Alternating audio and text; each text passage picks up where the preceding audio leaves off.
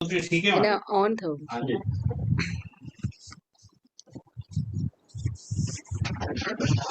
ओम अज्ञानतिमिरान्धस्य ज्ञानाञ्जनशलाकया चक्षुरुन्मिलितं येन तस्मै श्रीगुरवे नमः।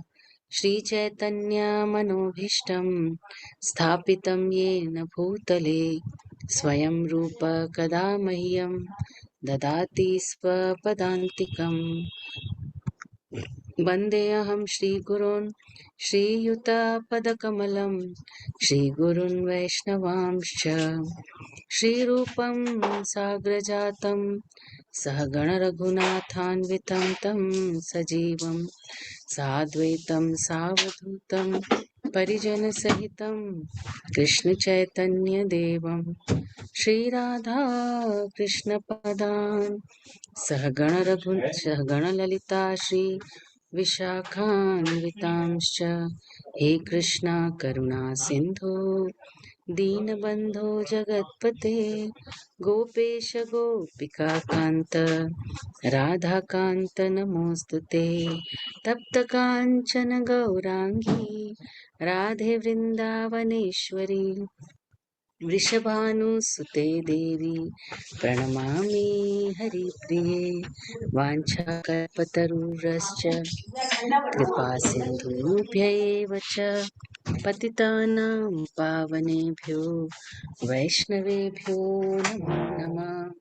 श्रीकृष्ण चैतन्य प्रभु नित्यानंद श्री अद्वैत गदाधर श्रीवासादि गौर भक्तवृंदा हरे कृष्णा कृष्णा कृष्णा हरे हरे हरे राम राम राम हरे हरे। गुरवे गौरचन्द्राय राधिकाय तदालये कृष्णाय कृष्णभक्ताय तदुभक्ताय नमो नमः। हरे कृष्णा। तो भक्ति शास्त्री के सभी स्टूडेंट्स का आज की क्लास में बहुत बहुत स्वागत है। हम आज नया चैप्टर शुरू करने वाले हैं भगवत गीता का 5वां अध्याय पंचम अध्याय का नाम है कर्म योग और श्लोका कितने पंचम अध्याय में 529 529। ऐसा लगता है किसी ट्रेन का समय है 529 529। भगवत गीता के 5वें अध्याय का नाम है कर्म योग, कृष्ण भावना भावित कर्म, जो प्रभुपाद ने इसका नाम दिया है। और ऐसे अगर आप देखेंगे तो इस चैप्टर का नाम कर्म संन्यास योग भी कहा जाता है। कर्म और संन्यास योग, या ऐसे कहें कर्म जो करना है वो संन्यास की चेतना में करना है, तभी हम भगवान से जुड़ सकते हैं, इसलिए इसे कर्म संन्यास योग कहा जाता है। तो हम इस चैप्टर में प्रवेश करने जा रहे हैं और ध्यानपूर्वक हम इसे पढ़ेंगे, क्योंकि ऐसे हमें लग सकता है कि ये कर्म योग तो हमने तीसरे अध्याय में पढ़ा है, तो फिर इसको वापस रिपीट क्यों किया जा रहा है। पढ़ाने की एक पद्धति होती है। जब एक टीचर पढ़ाता है तो कई बार स्टूडेंट उसको ध्यान नहीं देता है। टीचर ने कुछ पढ़ाया, समझाया, ध्यान नहीं दिया या ध्यान गया नहीं, लेकिन वही चीज जब हमें मन में जिज्ञासा आती है, हम प्रश्न करते हैं, तो उसी सब्जेक्ट का एक डीपर एस्पेक्ट सामने आता है, एक गहरा और ज्यादा गहराई से समझते हैं हम उसको। जैसे कोई भी विषय हमारे आचार्य हमें समझाते हैं, क्लास लेते हैं, बाद में पूछते हैं किसी को कोई प्रश्न है, कोई प्रश्न पूछता है, तो उसके उत्तर में उसको और गहराई से शास्त्रों से उद्धरण देते हुए उसको और गहराई से उसको समझाया जाता है। तो चैप्टर 3 में भगवान ने कर्म योग समझा दिया। चैप्टर 5 में क्योंकि अर्जुन को कुछ कंफ्यूजन है, तो भगवान उसको और गहराई से कर्म योग का मतलब समझाते हैं, और हमारे लिए अच्छा है क्योंकि हम उसके हर पहलू को ठीक प्रकार से समझ पाएंगे। तो चैप्टर 5 का जो ब्रेकडाउन है वो इस प्रकार से है। पहले से छठे श्लोक तक निष्काम कर्म योग के विषय में भगवान ने हमें बताया है कि कैसे कर्म त्याग और कर्म संन्यास में से क्या करना चाहिए, क्या बेहतर है। 7 से 12 में कर्म योग किस प्रकार कर सकते हैं हम, उसके विषय में भगवान ने हमें बताया। इसके बाद 13 से 16 3 श्लोकों में जो ज्ञान का स्तर है, किस प्रकार हमारी भक्ति में, हमारे कर्म योग में सहायक है। 17 से 26 तक कैसे हम मुक्ति प्राप्त कर सकते हैं परमात्मा पर ध्यान करते हुए, और कैसे हम मुक्ति प्राप्त कर सकते हैं अष्टांग योग के माध्यम से। यहाँ पे भगवान ने 2 श्लोकों में समझाया, पर क्योंकि अर्जुन को नहीं समझ में आएगा तो 6ठे अध्याय में इसी से संबंधित प्रश्न पूछेंगे और भगवान पूरा ध्यान योग अर्जुन को समझाएंगे 6ठे अध्याय में।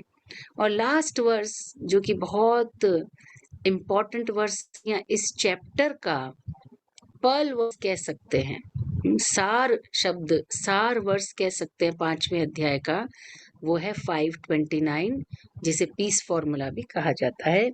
ये आपके लर्निंग श्लोकाज में, की श्लोकाज में होगा, इसे आपको याद करना चाहिए। और जो भी भक्ति शास्त्री स्टूडेंट्स हैं उन्हें कभी कभार आधे घंटे की एक क्लास आपस में रख के जो भी लर्निंग श्लोका है उसको एक बार रिवाइज करना चाहिए, ताकि अच्छे से एग्जाम के टाइम में आपको याद रहें सारे श्लोका। तो ये हमारा चैप्टर 5 है, हम इस चैप्टर को पढ़ेंगे। प्रभुपाद ने पहले ही श्लोक के जो परपोर्ट है उसमें अब तक जो भी हुआ, अब तक जो भी चैप्टर्स हुए, उनका इस चैप्टर से क्या संबंध है, क्यों भगवान ने इस चैप्टर को बोला है, ये पूरा भगवान ने, प्रभुपाद ने इसमें समझाया है। प्रभुपाद इस चैप्टर में भगवान का क्या मनोभाव है, कैसे भगवान अर्जुन को समझ रहे हैं, क्या अर्जुन का मनोभाव है, वो भी बताया है। भगवान कहते हैं ना, भक्त्या माम अभिजानाति, भक्त मुझे समझते हैं, भक्त मुझे समझते हैं, अर्थात भक्त भगवान के हृदय को, उनके मनोभावों को समझते हैं। इसलिए जब भक्त कोई चीज कहे तो पूरे ध्यान से, मनोयोग से सुनना चाहिए, क्योंकि समझना चाहिए कि भगवान के दिल की बात भगवान भक्त के माध्यम से कहते हैं। तो ये चैप्टर शुरू होता है एक प्रश्न से। क्यों ये चैप्टर प्रश्न से शुरू है और इसका क्या संबंध है बाकी चैप्टर से, प्रभुपाद ने इसके परपोर्ट में दिया है, जो हम अभी पढ़ेंगे। आइए पहले श्लोक का पहला पढ़ते हैं। कर्मयोग कृष्ण भावना भावित कर्म। अर्जुन उवाच संन्यासं कर्मणां कृष्ण पुनर्योगं च संशसि यच्चेय एतयोरेकं तन्मे ब्रूहि सुनिश्चितम्। अर्जुन ने भगवान से कहा, हे कृष्ण, आप पहले मुझे कहते हैं संन्यासम कर्मणा, संन्यास ले लो कर्म से, क्योंकि कर्म संन्यास लेना अच्छा है, कर्म त्यागना अच्छा है। फिर आप कह रहे हैं मुझसे कि भक्ति पूर्वक कर्म करो। पुनः योगम संशसि, आप कभी कभी भक्ति योग की जो प्रशंसा करते हैं। तो आप क्या मुझे कृपा करके बताएंगे या श्रेय, इन दोनों में से श्रेष्ठ क्या है, श्रेयस क्या है। सुनिश्चितम, निश्चित करके मुझे आप बताइए, मुझे समझ में नहीं आ रहा है, मैं कंफ्यूज हूँ। इन दोनों में से अच्छा क्या है, मेरे लिए बेहतरीन क्या है, वो आप मुझे बताइए। एक शब्द है यहाँ पे यत श्रेय। यत श्रेय का मतलब है कि मेरे लिए ज्यादा लाभप्रद क्या है, मेरे लिए अच्छा क्या है। और यही हम भगवान से मांगने में गलती करते हैं। हम भगवान से वो मांगते हैं जो मुझे अच्छा लगता है, और भगवान हमें वो देना चाहते हैं जो हमारे लिए अच्छा है। और दोनों में अंतर है। जिसको डायबिटीज है उसे मिठाई अच्छी लगती है, पर क्या उसके लिए अच्छी है? जो चीज मुझे अच्छी लगती है वो जरूरी नहीं है कि मेरे लिए अच्छी हो भी, पर भगवान जानते हैं कि मुझे अच्छा क्या लगता है और मेरे लिए अच्छा क्या है। तो जब भी भगवान से मांगे, अर्जुन से हमें सीखना चाहिए, जब भी भगवान से हम मांगते हैं, हमें मांगना चाहिए कि जो मेरे लिए अच्छा हो, भले कड़वा हो, भले मुझे कठिन लगे, लेकिन आप मुझे वो दीजिए जो मेरे लिए अच्छा हो। और अर्जुन वही मांग रहा है, मेरे लिए जो अच्छा है वो बताइए। तो भगवान अर्जुन को बताएंगे कि उसके लिए क्या अच्छा है। प्रभुपाद ने परपोर्ट में बहुत सुंदर इस पूरे चैप्टर में अब तक जो भी कनेक्शन है चैप्टर का, चैप्टर वाइज वो समझाया है। प्रभुपाद कहते पहला चैप्टर तो इंट्रोडक्शन है भगवत गीता का, कैसे सीन सेट हो रहा है, कैसे भगवत गीता अभी प्रकट होगी, ये इसका पूरा इंट्रोडक्शन है चैप्टर 1 भगवत गीता का, कि कैसे प्रकट होने वाली है अभी भगवत गीता। दूसरा चैप्टर जो है उसमें भगवान बताते हैं आत्मा के ज्ञान के विषय में मुख्य रूप से। तो आत्मा के ज्ञान का विषय भगवान ने चैप्टर 2 में दिया और बताया कि कैसे आत्मा इस शरीर में फंस जाती है, अपने कर्मों अपनी इच्छाओं के कारण कैसे आत्मा इस शरीर में फंस जाती है और स्वयं को शरीर समझने लगती है। तो भगवान ने उसमें बताया कि तुम बुद्धि योग का पालन करो तो इस फसाव से निकल सकते हो। इस शरीर में जो आत्मा फंस गई है उस आत्मा को तुम बुद्धि योग, भक्ति योग, आत्म साक्षात्कार के द्वारा इसमें से निकल सकते हो।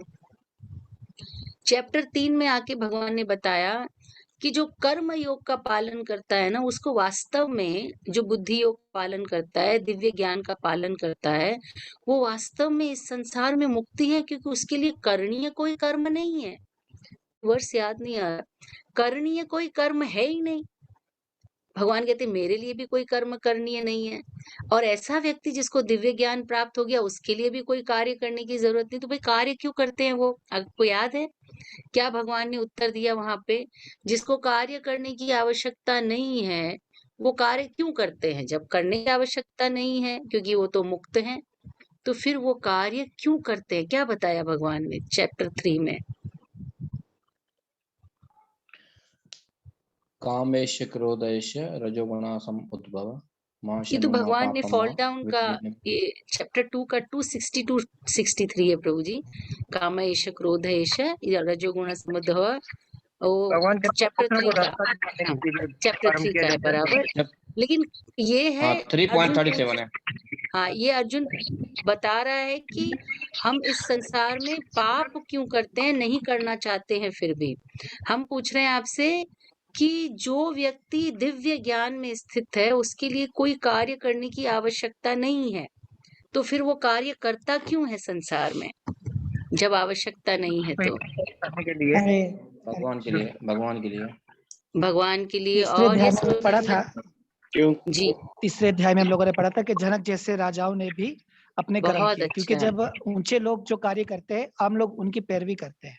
बहुत इसलिए अच्छा, भगवान कहते हैं कि मैं भी कर्म करता हूँ, क्योंकि अगर मैं ही नहीं करूंगा तो फिर मैं भी जिम्मेदार कहलाऊंगा। बहुत अच्छा, वेरी नाइस, थैंक यू प्रभु। सबसे यत मेन यत पॉइंट किया है। आचरति श्रेष्ठ तत्तत इव तरो जना। जैसे जैसे श्रेष्ठ लोग आचरण करते हैं बाकी के लोग उनको फॉलो करते हैं। इसलिए भगवान कहते हैं दिव्य ज्ञान प्राप्त करने वालों को कर्म करने की आवश्यकता भी नहीं है। तो फिर भगवान ने चौथे अध्याय में बताया कि ये दिव्य ज्ञान कैसे प्राप्त करें, ये दिव्य ज्ञान क्या होता है। तो बताया अलग अलग यज्ञ करने से उसका अवसान दिव्य दिव्य ज्ञान में होता है, और बताया कैसे कर्म में अकर्म है और अकर्म में कर्म है। और वहीं भगवान 41 और 42 में, 41 में अर्जुन को कहते हैं कि ज्ञान अच्छा है, सन्यास अच्छा है, और फिर 42 में अर्जुन को बोलते हैं उत्तिष्ठ उत्तिष्ठ, लड़ो उठो अर्जुन। तो अर्जुन थोड़ा कंफ्यूज हो गया कि आप एक तरफ मुझे कहते हैं लड़ो, दूसरी तरफ कहते हैं सन्यास अच्छा है, एक तरफ कहते हैं कर्म करो, दूसरी तरफ कहते हो अकर्म अच्छा है। तो मैं कंफ्यूज हो गया हूँ। तो उनका प्रश्न है अर्जुन का कि सन्यास अच्छा है या कर्म करना अच्छा है? तो भगवान इसको उत्तर देते हैं। प्रभुपाद लिखते हैं परपोर्ट में कि अर्जुन का कंफ्यूजन क्या है, अर्जुन क्या सोच रहा है। देखिए पहले प्रभुपाद ने भगवान का मन हमें दिखाया, अब वो अर्जुन का मनस्थिति दिखा रहे हैं हमें कि अर्जुन की परेशानी क्या है, उसको क्या समझ में नहीं आया। क्या समझ आया? अर्जुन समझ रहा है कि सन्यास का मतलब है कोई कार्य नहीं करना, रिनंसिएशन मीन्स नो वर्क। ये अर्जुन ऐसा समझ रहा है। और वो ये समझ नहीं पा रहे कि कैसे भक्तिमय कर्म अकर्म में कन्वर्ट होते हैं। अगर मैं भक्ति में कर्म कर रहा हूँ तो वो अकर्म कैसे है, ये उसको समझ में ठीक से नहीं आया है। और कर्म और ज्ञान साथ साथ में कैसे कर सकते हैं, मतलब ज्ञान का मतलब ही है कर्मों का त्याग। तो ज्ञान में आने के बाद व्यक्ति कर्म क्यों करेगा, जबकि ज्ञान का पर्पज ही है कि आदमी इस संसार से अपने आप को दूर करता है, संसारी बातों से, लोगों से, सबसे दूर होता है। ज्ञानी किसी प्रकार से लिप्त नहीं होता संसार और समाज में। तो ये ज्ञान भी मिले और कर्म भी करे, तो ये दोनों साथ साथ में कैसे होगा? तो प्रभुपाद कहते हैं अर्जुन ये समझ में नहीं आ रहा है अर्जुन को कि ज्ञान में रहकर कर्म करने से अकर्म कैसे हो जाता है। तो ये अर्जुन को समझना, भगवान उसको समझाना चाहते हैं जो उसे समझ में नहीं आ रहा है। आई होप अर्जुन का प्रश्न आपको क्लियर है। अर्जुन क्या प्रश्न कर रहा है, क्या उसको समझ में आया और क्या उसको समझ में नहीं आया। प्रभुपाद ने इसका पूरा वर्णन आप अगर पढ़ेंगे तो जैसा मैंने आपको बताया, प्रभुपाद ने उसको उस प्रकार से समझाया है कि कैसे चैप्टर 1, चैप्टर 2, चैप्टर 3, चैप्टर 4 और अब चैप्टर 5 अर्जुन के प्रश्न से शुरू होता है। प्रभुपाद लास्ट लिखते हैं, वह पूछता है कि वह सब प्रकार से कर्म त्याग दे या पूर्ण ज्ञान से युक्त होकर कर्म करे। यहाँ पे अर्जुन का प्रश्न प्रभुपाद ने दिया है और यहाँ से चैप्टर 5 खुलता है, शुरू होता है। प्रभुपाद लिखते हैं, अर्जुन सोचता है कि ज्ञानमय संन्यास को सभी प्रकार के कार्यों से मुक्त होना चाहिए। भाई ज्ञान व्यक्ति तो समाज में उठता बैठता नहीं है, समाज से नाता तोड़ देता है, तो फिर वो कर्म कैसे करेगा? तो कर्म और ज्ञान साथ साथ में कैसे चलेंगे? एक तरफ आप मुझे कह रहे हैं ज्ञान प्राप्त करो, दूसरी तरफ आप मुझे कह रहे हैं युद्ध करो, तो ये दोनों साथ साथ में तो संभव नहीं है, कंफ्यूजन है। तो भगवान उसे उत्तर देते हैं, श्री भगवान उवाच संन्यासः कर्मयोगश्च निःश्रेयसकरावुभौ तयोस्तु कर्मसन्न्यासात् कर्मयोगो विशिष्यते।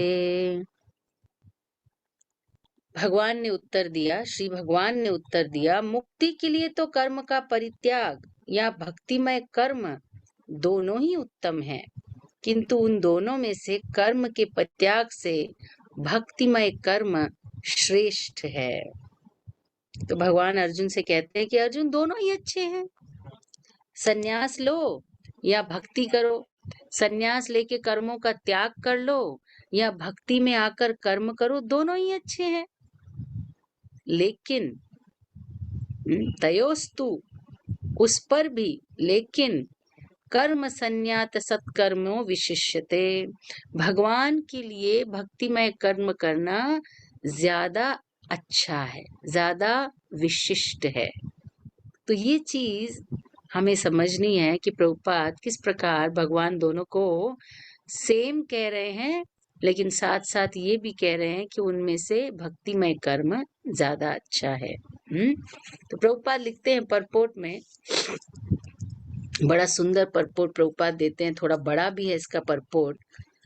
ऋषभ देव की शिक्षाओं में से एक श्लोक देते हुए प्रभुपाद कहते हैं, नूनम प्रमत्ता कुरुते विकर्म यद इंद्रिय प्रीतिय आपनोति। जो सामान्य जन है ना, वो पूरा जीवन इंद्रियों के लिए ही कार्य करते हैं, उनको इंद्रिय भोग चाहिए, और इतने पागल होते हैं कि वो ये भी नहीं समझते हैं कि इंद्रिय भोग ही हमारे जीवन में सभी क्लेशों का कारण है। और ये हमारे चक्कर में, इस भौतिक जगत के चक्कर में पड़ने का काम है। जिस शरीर के लिए हम इंद्रिय भोग के पीछे इतने पागल हो जाते हैं कि नूनम प्रमत्त कुरुते विकर्म, कि इस इंद्रिय भोग को प्राप्त करने के लिए हम विकर्म भी कर बैठते हैं, इतना हम इंद्रिय भोग के लिए पागल हैं।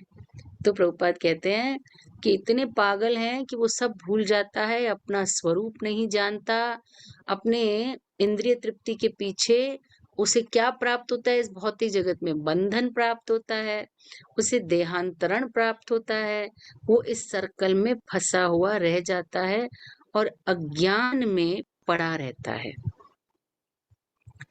ऐसा व्यक्ति जिसे कोई ज्ञान नहीं है, जो बंधन में है, जो देहांतरण में है, इंद्रिय भोग में पागल है, विकर्म कर रहा है, प्रभुपाद कहते हैं अगर वो वासुदेव की भक्ति के प्रति थोड़ा सा प्रेम उत्पन्न कर लेना, भव बंधन से छूट जाएगा। यहाँ पे ज्ञान तो आया ही नहीं, यहाँ पे सन्यास तो आया ही नहीं। क्या करना है? वासुदेव की भक्ति के प्रति यदि थोड़ा सा उससे प्रेम उत्पन्न हो जाए तो उसका बंधन, देहांतरण, विकर्म, पाप, क्लेश, कष्ट सब दूर हो जाएगा। कितना अद्भुत प्रभुपाद ने बताया है, कितना अद्भुत। और फिर प्रभुपाद एक बहुत अच्छी बात कहते हैं, भगवान ने ज्ञान की पैरवी की है। भगवान ने नहीं कहा कि ज्ञान खराब है, भगवान कह रहे हैं कि ज्ञान भी अच्छा है, भक्ति भी अच्छी है, दोनों समान है, लेकिन भक्ति ज्यादा मुझे पसंद है। कर्ममय जो सेवा है वो ज्यादा अच्छी है। प्रभुपाद हमें बता रहे हैं कि ज्ञान की प्रॉब्लम क्या है। ध्यान से सुनिए, प्रभुपाद कह रहे हैं कि ज्ञान मुक्ति प्राप्त करने के लिए पर्याप्त है ही नहीं। क्यों पर्याप्त नहीं है? क्या लगता है आपको क्यों पर्याप्त नहीं है? भगवान तो पैरवी कर रहे हैं ज्ञान की, ज्ञान और भक्ति बराबर है, तो ज्ञान पर्याप्त क्यों नहीं है? हरे कृष्ण माता जी, इधर लिखा हुआ है काफी नहीं है, पर्याप्त और काफी सेम है। हमारे पास जी लिखा हुआ है प्रभु, इसलिए जी ज्ञान बिल्कुल मुक्ति सेम, के लिए इट इज काफी नॉट नहीं है। इनफ। हाँ, काफी नहीं है मतलब इट इज नॉट इनफ, और पर्याप्त नहीं है is also it is not enough, it is same. Okay yes. Okay. क्यों पर्याप्त नहीं है? कौन बताएगा मुझे? कि ज्ञान, भगवान तो कह रहे हैं कि ज्ञान, और प्रभुपाद कह रहे हैं ज्ञान पर्याप्त, इनफ नहीं है, काफी नहीं है। तो ये नॉलेज हो स्पिरिचुअल कि मैं ये जिस्म नहीं हूँ, आत्मा हूँ। और दूसरा ये जी, कि इस और जो हम सुने अगर वो हम यूटिलाइज नहीं करें तो फिर उस सुनने का क्या फायदा? बहुत अच्छा। तो ज्ञान हमें इतना तो बता देगा कि हम जिस्म नहीं है, हम रूह है, हम आत्मा है, लेकिन आत्मा का काम क्या है ये ज्ञान हमें नहीं बताएगा। पहली बात। और यदि हम इंद्रियों को कार्य में लगाएंगे नहीं, हमारा मन शुद्ध होगा कैसे भगवान की सेवा किए बिना? और बिना शुद्ध हुए मन ज्ञान को प्राप्त कैसे करेगा? तो ये बड़ा टेढ़ा सर्कल है जिसे हमारे आचार्यों ने हमारे लिए सरल किया है। पहले ज्ञान प्राप्त करके फिर हम आगे बढ़ेंगे तो ये हम में से कौन कौन आता? कोई नहीं आ पाता। लेकिन किसी तरह से भक्ति से जुड़े, कुछ सेवा की, भगवान के साथ बैठे, प्रसाद खाया, कुछ कभी झाड़ू लगाया, कुछ कभी भगवान की सेवा में लेकर आए, धीरे धीरे हृदय शुद्ध हुआ, आज भक्ति शास्त्री कर रहे हैं। तो ये कब संभव हुआ? जब हृदय हमारा भगवान की सेवा में लगा और शुद्ध हुआ। और आगे प्रभुपाद समझाते हैं कि वैराग्य की जहां तक बात है, भगवान कह रहे हैं कि सन्यास और कर्म बराबर है, तो प्रभुपाद कहते हैं वैराग्य की जहां तक बात है, दो तरह के वैराग्य हमारे आचार्यों ने बताए हैं। कौन कौन से वैराग्य? एक कहते हैं फल्गु वैराग्य। फल्गु वैराग्य कैसा है कि भाई मैं सन्यासी हूं, मैं किसी चीज को हाथ नहीं लगाता, मैं माया को टच नहीं करता, मैं पैसे को छूता नहीं हूँ, मैं समुद्र के पार जाता नहीं हूँ, मैं राजाओं से, बड़े लोगों से मिलता नहीं हूँ, मैं स्त्रियों से बात नहीं करता हूँ। तो हर चीज को त्याग देना ये सोच के कि सब कुछ भौतिक है। मुक्ति प्राप्त करने के लिए हर चीज को भौतिक समझ के त्याग देना, इसे हमारे आचार्यों ने, श्रील रूप गोस्वामी ने नेक्टर ऑफ डिवोशन में फल्गु वैराग्य बताया। आपने पढ़ा होगा। युक्त प्रभुपाद ने वैराग्य। उसकी परिभाषा भी दी है। युक्त वैराग्य। प्रापंचकतया बुद्धिया हरि संबंधी वस्तुना मुमुक्षुभिः परित्यागो वैरागम फल्गु कथ्यते। और दूसरा बताया प्रभुपाद ने युक्त वैराग्य। तो युक्त वैराग्य की क्या खास बात है? प्रभुपाद कहते हैं पहला, अरे भाई हर वस्तु तो भगवान की है, ईशावास्यम इदम सर्वम यत् किंचम जगत्याम जगत। जो भी दुनिया में आप देख पा रहे हैं, नहीं देख पा रहे हैं, सब भगवान का है, तो आप त्यागोगे किसको? मैं आपके घर आऊँ और आपको बोलूँ आपका टीवी बहुत अच्छा है, लेकिन मैं इसको दान देती हूँ, मैं आज से इसका त्याग करती हूँ। तो आप क्या बोलेंगे माता जी अपने टीवी का दान करो, मेरे टीवी का आप दान कैसे कर सकती हो? जो चीज़ आपकी है नहीं उसको आप क्यों दान करेंगी? तो जब सारी वस्तुएँ भगवान की हैं, तो दान किसे करेंगे भाई आप? तो क्या करना चाहिए? प्रभुपाद कहते हैं हर वस्तु को भगवान की सेवा में लगाना चाहिए। जिसकी है उसकी सेवा में लगा दो। जिसकी है उसकी सेवा में लगा देंगे तो भगवान प्रसन्न हो जाएंगे और हमारा भी स्वामित्व का भाव नहीं रहेगा, मेरी है ही नहीं। और किसी भी चीज पे स्वामित्व का भाव त्यागना है, वस्तु को नहीं त्यागना।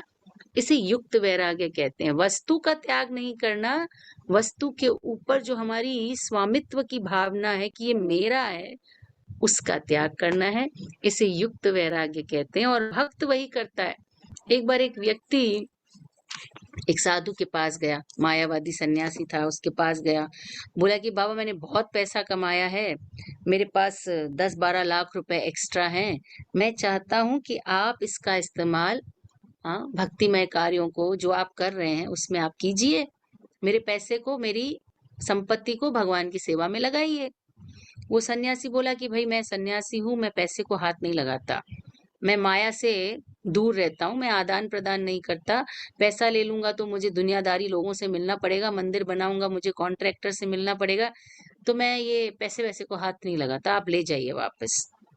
बोले कहाँ ले जाऊं, मैं तो नाम से निकाल दी। बोले वहां पे भी एक साधु हैं, वो कुछ काम में लगा देंगे, उनके पास चले जाइए। उनके पास आया तो उन्होंने बोला कि हाँ हाँ अवश्य, पूरे पैसे ले लिए। उन्होंने बोला कि देखो यहाँ पे हम राधा कृष्ण का सुंदर मंदिर बना रहे हैं, यहाँ भगवत गीता क्लास चलेगी, यहाँ पे अपना प्रसादम हॉल बनेगा, और 12 लाख से कुछ नहीं होगा प्रभु, आपको और भी लाना पड़ेगा, और तो लाना पड़ेगा, दूसरों को भी लेके आइए, पैसा तो हमें बहुत चाहिए। ये पैसा तो दे के आ गया, लेकिन इसका मन बड़ा खराब हुआ। ये वापस पहले साधु के पास है, उसने बोला आप महान साधु हैं, आपने तो माया को टच नहीं किया, हाथ नहीं लगाया, कितने वैरागी हैं आप, आपने मेरे से पैसा नहीं लिया। वो साधु कैसा साधु है, आपने किसके पास भेजा मुझे, सारा पैसा ले लिया, बोलते हैं और लाओ, दूसरे लोगों को भी लाओ, ये कैसा साधु है? तो साधु बोले कि मैं अपने कल्याण के लिए माया को हाथ नहीं लगाता, मैंने मेरे कल्याण के लिए सोचा है, लेकिन जो वो साधु है मुझसे महान है, क्योंकि वो ऐसा ब्रिज बनाएगा, ऐसा पुल बनाएगा इस भव सागर के ऊपर, जहां से होते हुए तुम जैसे गधे भी भगवत धाम चले जाएंगे।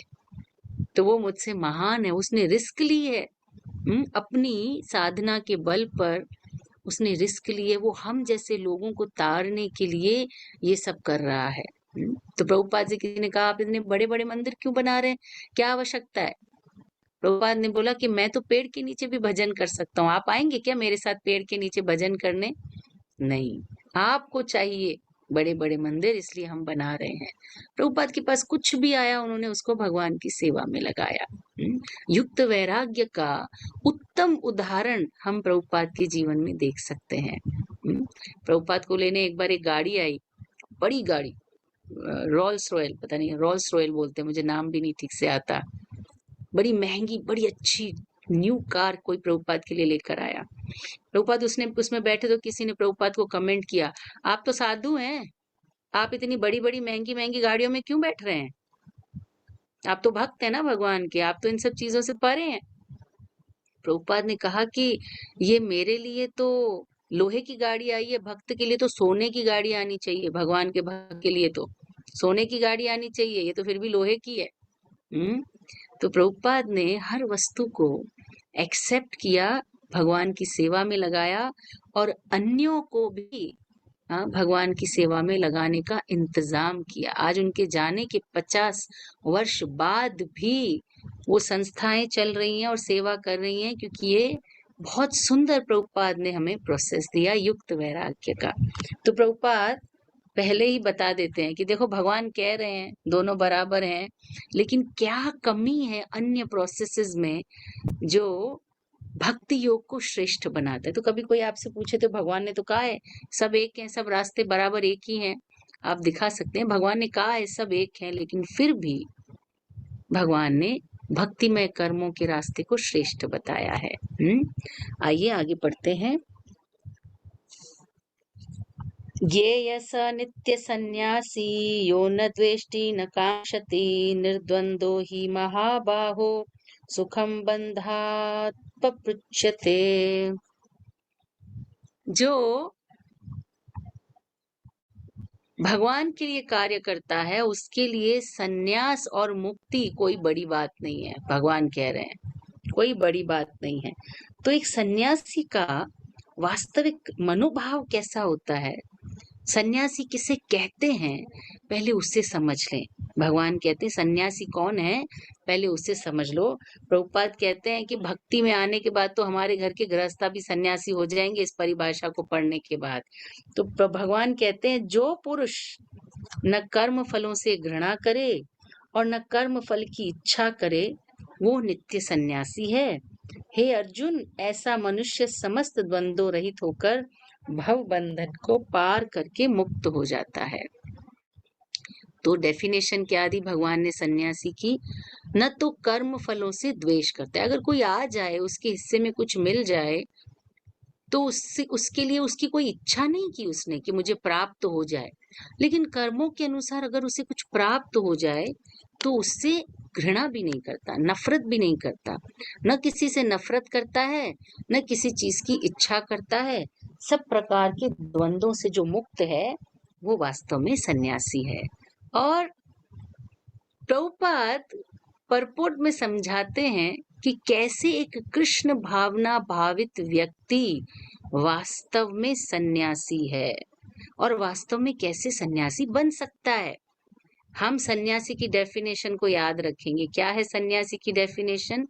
घृणा नहीं करता, अन्य वस्तुओं की इच्छा नहीं करता और सब प्रकार के द्वंद्वों से मुक्त है। द्वंद्व मतलब सुख में सुख दुख, लाभ हानि, जया जयो, सफलता असफलता में समान रहता है।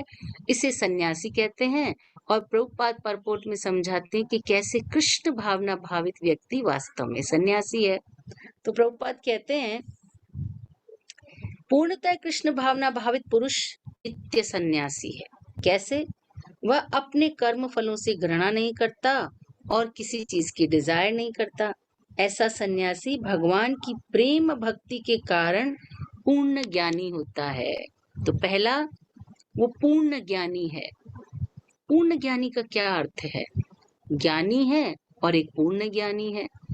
जो ज्ञानी होता है उसे ये पता होता है कि मैं शरीर नहीं, मैं आत्मा हूँ। लेकिन एक पूर्ण ज्ञानी को पता होता है कि मैं शरीर नहीं, मैं आत्मा हूँ और मैं भगवान का हूँ। सिर्फ इतना ही नहीं कि मैं शरीर नहीं, मैं आत्मा हूँ, उसे पता है कि मैं किसका हूँ, मैं कौन हूँ, मैं किसका हूँ, मुझे कहाँ जाना है।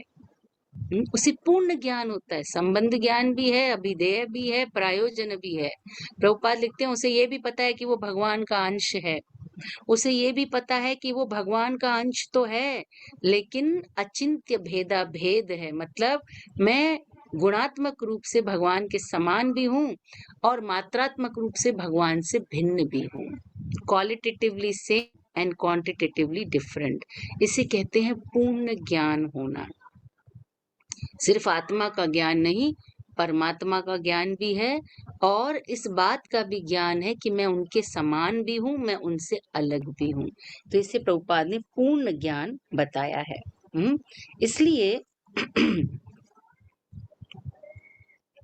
इसलिए वो मनुष्य अपने आप में पूर्ण हो जाता है और जब वो पूर्ण हो जाता है तो वो पूरी तरह संतुष्ट हो जाता है कि भगवान का अंश हूं मैं, भगवान का बच्चा हूं मैं, भगवान मेरा पूर्ण ध्यान रखेंगे। तो इसलिए मुझे अलग से कोई इच्छा करने की आवश्यकता नहीं है और कर्मों के हिसाब से जो मेरे हिस्से में आया है उससे मुझे नफरत करने की भी कोई आवश्यकता नहीं है। और जो भी उसके जीवन में है, जो भी वो प्राप्त करता है, भगवान की सेवा में लगाता है। अच्छा हुआ तो हरि कृपा और बुरा हुआ तो हरि की इच्छा, ऐसा समझ के वो जीवन को जीता है। इसलिए उसे अलग से मुक्ति की आवश्यकता नहीं है, जीते जी वो मुक्त है। प्रभुपाद लिखते हैं, आप देखिए, इस प्रकार छल कपट से रहित होकर वह भौतिक जगत में भी मुक्त है। वो अभी भौतिक जगत में ही है, उसको मुक्त होने के लिए मरने की आवश्यकता नहीं है। वो जीते जी इस जीवन में मुक्ति का आस्वादन करता है। क्योंकि सब प्रकार के द्वंद्वों, सब प्रकार के दुखों सुखों से वो ऊपर उठ जाता है। तो कर्म फल से घृणा नहीं और कर्म फल की इच्छा नहीं, ये एक सन्यासी का लक्षण है। और प्रभुपाद कहते हैं कि जो भी कृष्ण भावना भावित है वो एक्चुअली नित्य सन्यासी है, भले वो सेफ्रॉन पहने या ना पहने, वो सन्यासी है। मैं सार्वभौम प्रभु जी को देखती तो मुझे लगता है कि सफेद कपड़ों के सन्यासी हैं वो। सदैव नित्य कृष्ण भावना अमृत में उनका जीवन है।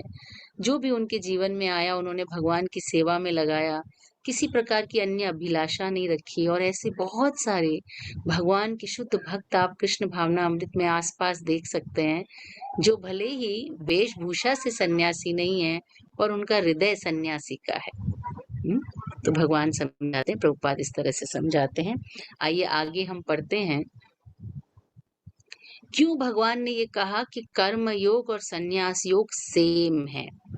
अगर सेम है तो कैसे सेम है, कैसे दोनों को भगवान ने सेम कहा, भगवान स्वयं इसको समझा रहे हैं 4 और 5 में। सांख्य योगो पृथक बाला प्रवदन्ति न पंडितः एकम वप्याविस्थित सभ्यो अवस्थित सम्यक उभयो विदन्ते फलम।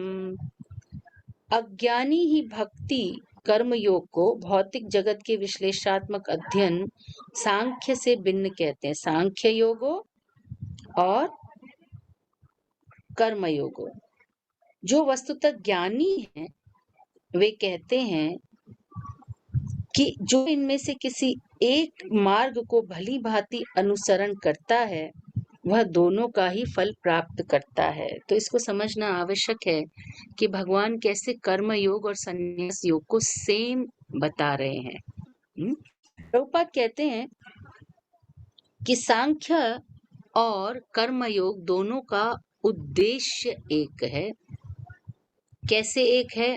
अगर किसी चीज का उद्देश्य एक हो तो हम कह सकते हैं कि भाई अब जैसे मेरा घर यहाँ पे सूरत में वेसू में है, तो एक जना एक रास्ते से आ रहा है, दूसरा जना दूसरे रास्ते से आ रहा है, क्योंकि एक मेरे घर के इस तरफ रहता है, दूसरा मेरे घर के इस तरफ रहता है।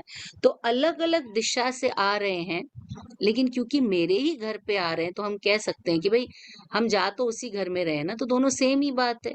मैं इधर से घूम के इधर से क्यों आऊं?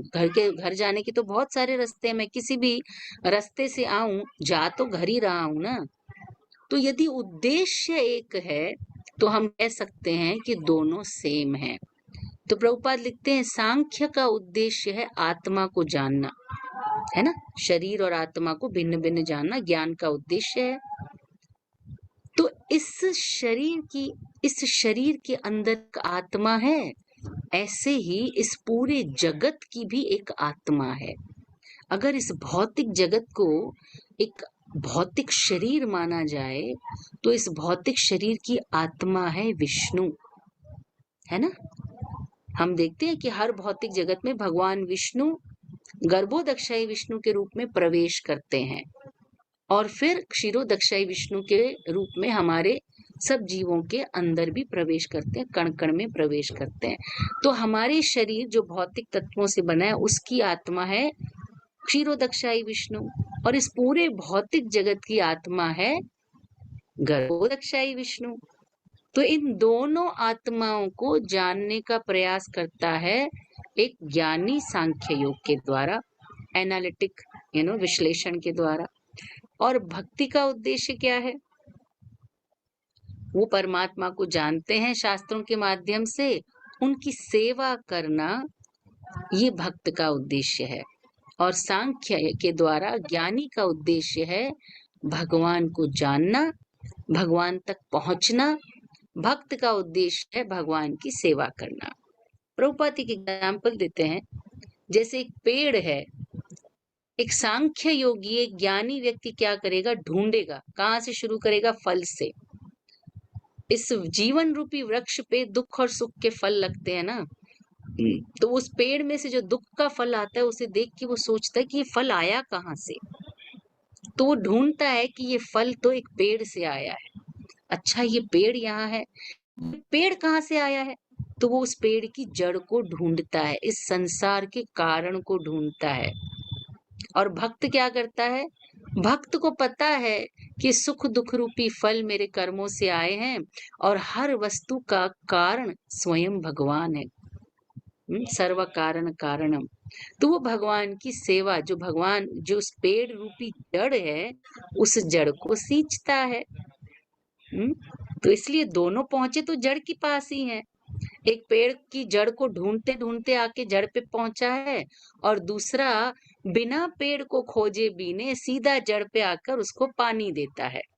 तो दोनों जड़ तक पहुंचे, उद्देश्य दोनों का सेम है, दोनों को ही आत्म साक्षात्कार करना है, इसलिए दोनों एक तरह से समान हैं। और कैसे अलग हैं? कैसे अलग हैं? प्रभुपाद कहते हैं कि एक्चुअली वो अलग रास्ते नहीं हैं, ये एक ही गोल के, एक ही उद्देश्य के दो अलग अलग तरीके हैं। हम छोटे थे ना, तो हम शिव जी के मंदिर जाया करते थे, जो पहाड़ों पे था, दूर पहाड़ों पे। और हर शिवरात्रि पे हम बच्चे, सारे घर के बच्चे, बड़े नहीं जाते थे, सारे घर के बच्चे उस शिव जी के मंदिर में जाते थे। और हम पहाड़ों से होते हुए जाते थे, 3 पहाड़ क्रॉस करने पड़ते थे, तब हम उस मंदिर तक पहुंचते थे। लेकिन बहुत बड़े बड़े बूढ़े व्यक्ति भी उस मंदिर में आते थे। तो उस पहाड़ को काट कर एक सीधा रास्ता बनाया गया था, बिल्कुल सीधा रास्ता। उस पे कुछ गाड़ियां भी दूर तक चली जाती थी, कुछ पालकियां भी होती थी जो बूढ़े व्यक्ति थे उनको ले जाती थी। लेकिन हम बच्चे उल्टे पुल्टे काम करते हुए, कई बार गिरते, घुटने छिलते हुए, वो 3 बड़े बड़े पहाड़ क्रॉस करते हुए उस मंदिर तक पहुंचते थे। तो एक ही जगह पहुंचने के 2 अलग एस्पेक्ट हैं, वास्तव में रास्ते भी नहीं है, 2 अलग एस्पेक्ट हैं। एक इजी है, जो सीधा सीधा रास्ता बना दिया गया है, जहाँ पे बूढ़ा व्यक्ति, बीमार व्यक्ति, छोटा बच्चा, स्त्रियां सब उस रास्ते पे चल के शिव जी का मंदिर का दर्शन कर सकती हैं। और एक डिफिकल्ट रास्ता है जिसपे हम जैसे सरफिरे सोचते मजा आएगा, पहाड़ों पे चढ़ते उतरते जाएंगे, मजा करेंगे, वैसे लोग जाते हैं। तो इस तरह से गोल सेम है, आत्म साक्षात्कार, लेकिन भक्ति इजी है, प्रैक्टिकल है, सरल है, प्रभुपाद ने कहा, क्योंकि उसमें हमारी इंद्रियों को पूर्ण एंगेजमेंट मिलता है, इसलिए शुद्ध हो जाते हैं हम। आगे और भी डिफरेंसेस हम देखेंगे श्लोक के साथ साथ में। आगे बढ़ते हैं। प्रभुपाद लिखते हैं इसमें, इन दोनों में कोई भेद नहीं है, क्योंकि दोनों का उद्देश्य विष्णु की प्राप्ति है। तो दोनों सेम कैसे हैं? क्योंकि दोनों का उद्देश्य सेम है, आत्म साक्षात्कार करना और विष्णु की प्राप्ति करना, इसलिए दोनों में कोई भेद नहीं है। आगे पढ़ते हैं। यत् सांख्ये प्राप्यते स्थानं तद्योगैरपि गम्यते, एकं सांख्यं च योगं च यह पश्यति स पश्यति। जो यह जानता है कि विश्लेषात्मक अध्ययन द्वारा प्राप्य स्थान भक्ति के द्वारा भी प्राप्त किया जा सकता है, और इस तरह जो सांख्य तथा भक्ति को एक समान देखता है, वही वस्तुओं को समान रूप में देखता है। तो कई बार हम अड़ जाते हैं संसार में। ये जो एक बहुत बड़ा, स्पेशली हमारे सनातन धर्मियों में एक बहुत बड़ा प्रॉब्लम है कि शिव का भक्त विष्णु भक्त के साथ लड़ पड़ता है, विष्णु का भक्त दुर्गा के भक्त के साथ लड़ पड़ता है। हमें इतना समझना चाहिए कि सब यात्राओं में है, और प्रभुपाद की कृपा से हमने लिफ्ट पकड़ ली है, सब सीढ़ी से ऊपर आ रहे हैं, पहाड़ों को क्रॉस करते हुए। शुद्ध होंगे तो आगे बढ़ेंगे, फिर अगले जन्म में, कई जन्मों के बाद अगले जन्म में आगे बढ़ेंगे, थोड़ा सा और आगे बढ़ेंगे, थोड़ा और शुद्ध होंगे। प्रभुपाद की कृपा से हम लिफ्ट में आ गए हैं। हमारे लिए ये 5-6 माला क्रॉस करना मुश्किल नहीं है। तो इसलिए प्रभुपाद समझा रहे हैं यहाँ पे कि कैसे सांख्य और भक्ति योग को समान रूप से देखना चाहिए। तो इसमें एक कारण प्रभुपाद दिया कि दोनों विष्णु तक पहुंचना चाहते हैं, दूसरा कारण प्रभुपाद दे रहे हैं कि दोनों आत्म साक्षात्कार के लिए कार्य कर रहे हैं, और तीसरा प्रभुपाद कारण दे रहे हैं कि दोनों के परिणाम में कोई अंतर नहीं है। दोनों का पर्पस है कि हृदय शुद्ध हो और हम भौतिक जीवन से ऊपर उठें।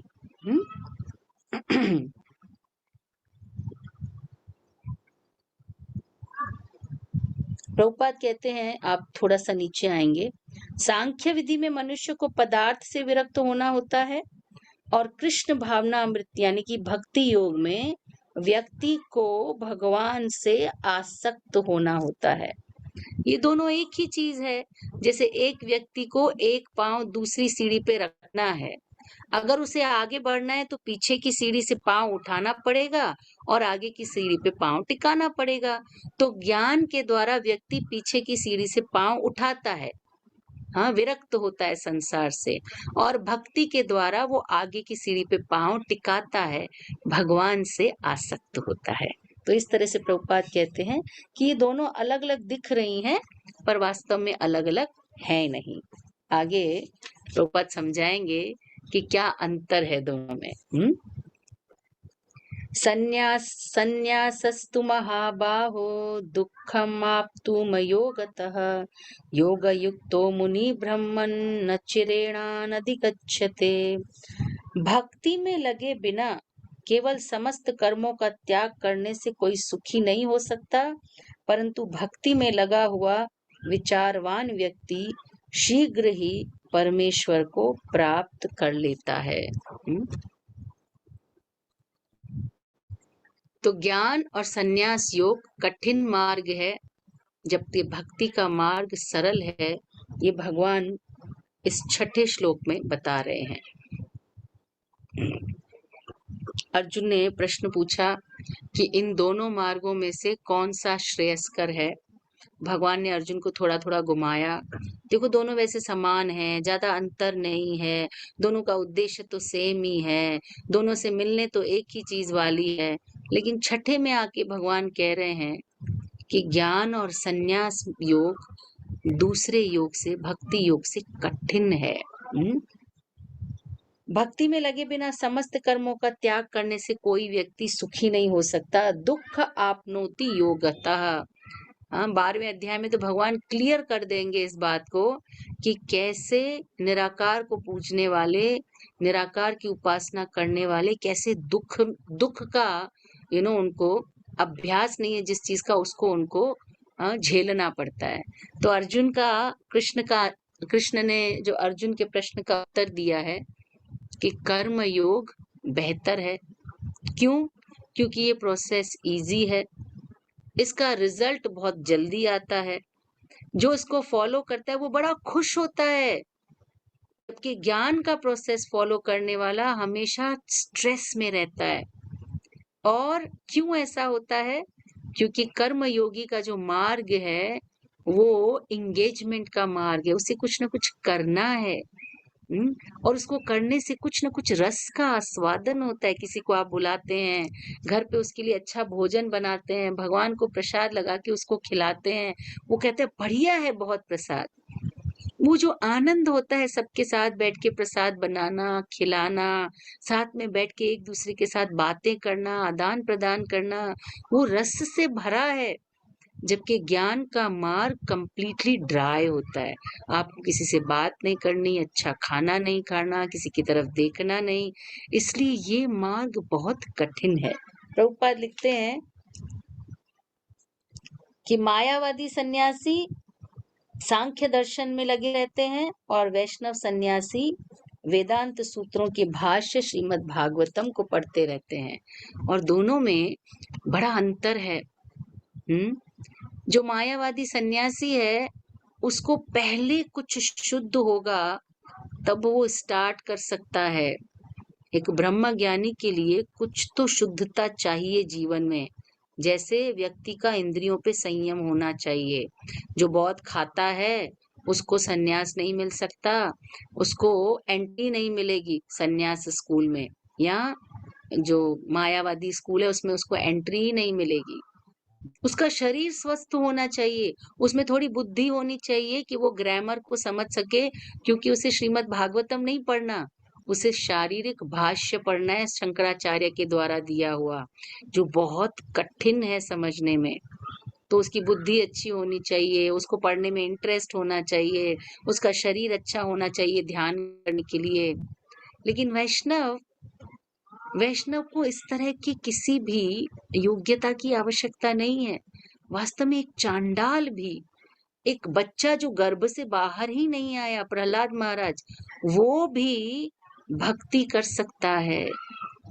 उसके लिए किसी प्रकार की पहले से प्री योग्यता की आवश्यकता नहीं है। प्रभुपाद लिखते हैं 5:2 में प्रभुपाद ने बताया कि ज्ञान इनफ नहीं है, काफी नहीं है मुक्ति के लिए, एंगेजमेंट चाहिए। और भक्ति में हमें वो एंगेजमेंट मिल जाता है जो स्वभाव है आत्मा का। हमने 2nd चैप्टर में पढ़ा, 3rd चैप्टर में भी पढ़ा कि एक क्षण भी आत्मा कर्म किए बिना रह नहीं सकती है, तो आप कर्मों को ज्ञान के माध्यम से कैसे बांध सकते हैं? सन्यासी जड़ को ढूंढता है, विष्णु को ढूंढ रहा है अभी, लेकिन वैष्णव उस विष्णु को सेवा करता है, उस जड़ को सींचता है, उसको पानी देता है। सन्यासी को सांख्य दर्शन, जो कि बहुत कठिन है, आप अगर पढ़ेंगे, एक तो कपिल देव का जो सांख्य है वो हालांकि पॉजिटिव सांख्य में आता है, लेकिन वो भी कठिन लगता है। तो सोचिए, आस्तिक सांख्य कठिन है, नास्तिक सांख्य कितना कठिन होगा समझने में। उन्हें वो पढ़ना होता है, शारीरिक भाष्य। लेकिन वैष्णव भगवत गीता और भागवतम के रसीले अध्यायों का, कहानियों के रूप में सिद्धांतों का अध्ययन करते हैं, जो सरल है। सन्यासी, जो मायावादी सन्यासी है, उसको मेंटल स्पेक्युलेशन के द्वारा भगवान को समझना है। भगवान किसी दिमाग में आ जाएं, इतने सरल नहीं है, क्योंकि भगवान तो अचिंत्य हैं, उनको चिंतन के द्वारा आप नहीं समझ सकते। तो ये प्रयास बड़ा दुखदाई है। लेकिन एक वैष्णव अथॉरिटी के द्वारा, शास्त्रों के द्वारा भगवान को समझ सकता है, जान सकता है, उनके रूप को जान सकता है, उनके कार्यकलापों को जान सकता है। क्योंकि मायावादी सन्यासियों के पास कोई किसी तरह की सेवा का एंगेजमेंट नहीं होता है, उनके लिए ये प्रोसेस बहुत बोरिंग है। लेकिन वैष्णवों के लिए ये प्रोसेस, क्योंकि सेवा सम्मिलित है, जो जीव का धर्म है, उनके लिए ये प्रोसेस बोरिंग नहीं है। मायावादी सन्यासियों के हृदय में, क्योंकि इनका प्रोसेस प्रभुपाद लिखते बड़ा आर्टिफिशियल है, नेचुरल नहीं है। नेचुरल स्वभाव है व्यक्ति की सेवा करना, प्रेम करना, एक्टिव रहना, लेकिन ये हमारे स्वभाव के विरुद्ध हमको कार्य करने हैं, तो ये आर्टिफिशियल है। और मायावादी सन्यासी क्योंकि बुद्धिमान, ज्ञान को वो प्रायोरिटी देते हैं, इसलिए उनके अंदर बड़ा ईगो आ जाता है। लेकिन भक्त नेचुरल रहता है और हम्बल होता है। यही हमारे प्रोसेस में हमें सिखाया जाता है। त्रणादपि सुनीचेन तरुरूपी सहिष्णु नाम। सन्यासी का फॉल डाउन होने का चांस है। एक रसगुल्ले की भी इच्छा की तो धड़ाम नीचे, क्योंकि उसके प्रोसेस में अलाउ नहीं है। लेकिन अगर हमें रसगुल्ला खाने का मन करे तो हम भगवान को भोग लगा के खा सकते हैं। हाँ? तो भक्तों को एसोसिएशन और स्वयं कृष्ण बचाते हैं। हमने अभी पढ़ा, अपि चेतसु दुराचारो भजते माम अनन्य भाग। अगर दुराचारी भी है, अगर पापी भी है, तो मैं उसकी रक्षा करता हूँ। वो साधु बनेगा, उसको साधु मानो, भगवान कह रहे हैं उसको साधु मानो, क्योंकि मैं उसका रक्षक हूँ, मैं उसकी रक्षा करता हूँ। और लास्ट प्रभुपाद जो अपने परपोर्ट की लास्ट लाइन में कहते हैं कि मायावादी सन्यासी कभी कभी समाज की सेवा करने के लिए अपने पद से नीचे आते हो। तो दुनिया से रिश्ता छोड़ के चले गए थे हिमालय में तपस्या करने, उन्होंने सब कुछ त्याग दिया था, उनको कोई इंटरेस्ट नहीं था दुनिया में। तो फिर ये वापस क्यों आए हैं समाज सेवा करने के लिए? क्योंकि टेंडेंसी है हमारी सेवा करने की, उसके बिना हृदय में संतुष्टि नहीं आती, तो दुनिया का कष्ट देखकर कभी कभी वो वापस आते हैं। लेकिन वैष्णव गुरु के अंडर रहकर सदैव सेवा में रहता है, इसीलिए उसके पतन का चांस कम है। और भगवान के घर जाना उसका निश्चित है। तो प्रभुपाद लिखते हैं, आप देखेंगे यहाँ पे लास्ट लाइन में, मायावादी सन्यासी कभी कभी आत्म साक्षात्कार के पद से नीचे गिर जाते हैं, फिर से समाज सेवा, परोपकार, भौतिक कर्म में प्रवृत्त होते हैं। यह निष्कर्ष निकला कि कृष्ण भावनामृत कार्यों में लगे रहने वाले लोग ब्रह्म अब्रह्मक विषय धारणा चिंतन में लगे सन्यासियों से श्रेष्ठ हैं, यद्यपि वे अनेक जन्मों के बाद कृष्ण भावना भावित हो जाते हैं। ये सीढ़ियों से चढ़ रहे हैं, हम लिफ्ट से चढ़ रहे हैं, हम 5वें माले पे पहुंच जाएंगे। ये एक एक करके इन सीढ़ियों को चढ़ते हुए किसी न किसी जन्म में कृष्ण भावना अमृत में आएंगे, ऐसा प्रभुपाद लिख रहे हैं यहाँ पे। यस प्रभु जी। हरे कृष्ण माता जी, धन्यवाद प्रणाम। यस यहाँ प्रभु पर जी, भी हमारे यहाँ भी मतलब कोई इंडिया से एक सन्यासी आए हैं, तो हम देखते हैं जो कृष्णा कॉन्शनस भी है वो भी जो है उनका संग करते हैं, तो उनसे उसका कोई तो लाभ तो नहीं होगा, क्योंकि वो तो ठीक है सन्यासी हैं, सेक्स डिजायर से दूर हैं, लेकिन कोई उसका लाभ तो नहीं है ऐसे ऐसे मतलब मायावादी का संग करने से। प्रभुपाद कहते हैं कि कच्चे व्यक्ति को मायावादी का संग नहीं करना चाहिए। मायावादी कृष्ण अपराधी, और हमें नहीं पता, हो सकता है कि हम उनसे इन्फ्लुएंस हो जाएं, तो इसलिए हमें संग में सावधान रहना चाहिए। लेकिन प्रभुपाद जैसे लोग ऐसे लोगों को कन्वर्ट कर सकते हैं, क्योंकि प्रभुपाद बहुत स्ट्रांग है, बहुत शुद्ध है। तो ऐसे लोगों से मिलके उन लोगों को ऐसा लग सकता है कि मैं इतना कुछ कर रहा हूँ लेकिन इतना आनंद मेरे जीवन में तो नहीं है, ये व्यक्ति के जीवन में, क्योंकि वो पहचान सकते हैं, उन्होंने इतनी तपस्या की है, तो आध्यात्मिक वाइब्रेशन को वो पहचान सकते हैं। प्रभुपाद को कितने लोगों ने देख के कहा कि ये कितना चमक रहे हैं, इनके शरीर के चारों तरफ कितनी ज्योति दिख रही है। तो कौन है ये? बहुत सारे लोग तो, हिज होलीनेस जयपताका का महाराज ने जब पहली बार प्रभुपाद को देखा तो उन्होंने बोला कि मुझे लगा कि ये गोल्डन बॉल के अंदर चल रहे हैं। वो किसी और को तो नहीं दिख रहा है, पर उनको दिख रहा है कि गोल्डन बॉल के अंदर चल रहे हैं, मतलब इस भौतिक जगत को छू नहीं रहे थे प्रभुपाद। यहाँ तक कि उनके जो पैर है वो भी जमीन पे छू नहीं रहे थे, ऐसा जयपताका महाराज को दिखाई दिया। एक बार यमुना के साथ प्रभुपाद वॉक पे गए, बीच पे वॉक कर रहे थे, प्रभुपाद जाते थे ना बीच पे वॉक करने, तो यमुना ने पीछे मुड़ के देखा, ऐसे ही उसका ध्यान गया कि मेरे पैरों के निशान है, प्रभुपाद के पैरों के निशान ही नहीं है। तो उसने प्रभुपाद से कहा, प्रभुपाद आपके पैरों के निशान नहीं है, ये कैसे? प्रभुपाद ने बोला, किसी दिन तुम्हें समझ में आएगा। बताया नहीं कुछ, किसी दिन तुम्हें समझ में आएगा। एक व्यक्ति ने प्रभुपाद का टाइम ऐसे बंगाल में घूमे, सब उनके साथ मिल रहे थे, प्रभुपाद के फ्रेंड्स, प्रभुपाद की बहन माँ, सबसे बहन पिशी माँ से सब मिल रहे थे। तो प्रभुपाद का एक शिष्य ने, बड़ा जिज्ञासा हुआ उनको, उन्होंने प्रभुपाद का सारा डिटेल लिया, उनकी जन्म कुंडली बनवा के किसी को दिखाई, ये कौन व्यक्ति है बताओ? उसने कुंडली देखकर कहा कि ये व्यक्ति कौन है, किसकी कुंडली लाए आप? इसका तो कोई पिछला और अगला जन्म नहीं दिख रहा है, ऐसा लगता है ये उसका पहला और आखिरी जन्म है, न पिछला है न अगला है इसका। तो ऐसे जो लोग धाम से आते हैं प्रचार करने के लिए, उद्धार करने के लिए, ऐसे लोग किसी से भी मिलते हैं उनको कन्वर्ट कर सकते हैं। प्रभुपाद ने किसी को बोला, यू रास्कल, फूल, डोंकी, वो भी आके प्रभुपाद के चरणों में गिर गया, प्रभुपाद मुझे आप अपना लो, बस मैं तो हूँ, सच में रास्कल हूँ ही। हम किसी को रास्कल बोलेंगे तो क्या होगा सोचो। तो इसलिए हमारे लिए ये बड़ा सावधानी का विषय है कि हम किसका संग करते हैं, हमारे लिए सावधानी है। हम महाप्रभु की लीला में भी पढ़ते हैं, प्रकाशानंद सरस्वती से मिले महाप्रभु, मायावादी सन्यासी उस समय के काशी के श्रेष्ठ, उनके अंडर में 60,000 शिष्य थे। प्रकाशानंद सरस्वती के अंडर में 60,000 मायावादी शिष्य थे, उनके सन्यासी थे, बड़े उच्च कोटि के, बड़े माने हुए सन्यासी, और महाप्रभु ने कुछ बोला नहीं उनको।